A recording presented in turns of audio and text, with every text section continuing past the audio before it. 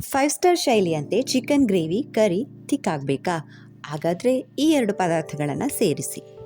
Chicken ಅಥವಾ mutton gravy ಗಾಢವಾಗಲು ಈ 2 ಪದಾರ್ಥಗಳನ್ನು ಸೇರಿಸುವುದು ಉತ್ತಮ.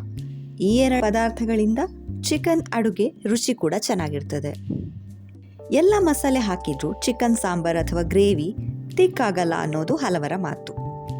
ಆದರೆ ಹೋಟೆಲ್ಗಳಲ್ಲಿ ಚಿಕನ್ ಗ್ರೇವಿ ನೋಡಿದರೆ ಅದು ಥಿಕ್ ಆಗಿರುತ್ತೆ. ಚಿಕನ್ ಅಥವಾ ಮಟನ್ ಗ್ರೇವಿ ಮಾಡಲು 2 ಪ್ರಮುಖವಾದ ವಸ್ತುಗಳನ್ನು ಸೇರಿಸ್ಕೊಳ್ಬೇಕಾಗುತ್ತೆ.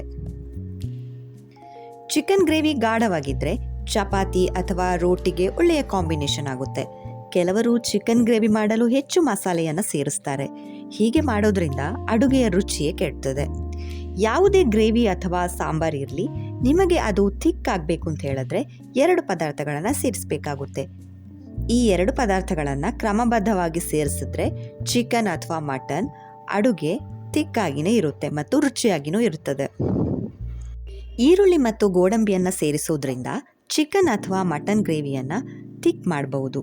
ಈ 2 ಪದಾರ್ಥಗಳನ್ನು ಹೇಗೆ ಸೇರಿಸೋದು ಅಂತ ನೋಡೋಣ ಬನ್ನಿ. ಕತ್ತರಿಸಿಕೊಂಡಿರುವ ಈರುಳ್ಳಿಯನ್ನು ತವ ಮೇಲೆ ಹಾಕಿ ಹಸಿ ವಾಸನೆ ಹೋಗುವವರೆಗೂ ಫ್ರೈ ಮಾಡ್ಕೋಬೇಕು.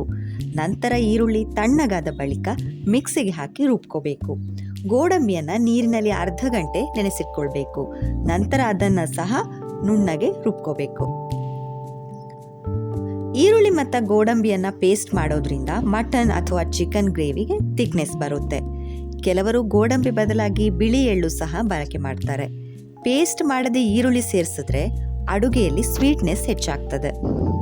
ನನ್ನ ಈ ಟಿಪ್ ನಿಮಗೆ ಇಷ್ಟ ಆದರೆ ಪ್ಲೀಸ್ ಲೈಕ್ ಮಾಡಿ, ಶೇರ್ ಮಾಡಿ, ಕಮೆಂಟ್ ಮಾಡಿ, ಸಬ್ಸ್ಕ್ರೈಬ್ ಮಾಡಿ. ಹಾಗೆಯೇ ಪಕ್ಕದಲ್ಲಿರುವ ಬೆಲ್ ಐಕಾನ್ನ ಕ್ಲಿಕ್ ಮಾಡಿದ್ರೆ ನಾನು ಹಾಕ್ತಾ ಇರೋ ಹೊಸ ವಿಡಿಯೋಸ್ನ ನೋಟಿಫಿಕೇಷನ್ ನಿಮಗೆ ಸಿಗುತ್ತೆ. Thank you.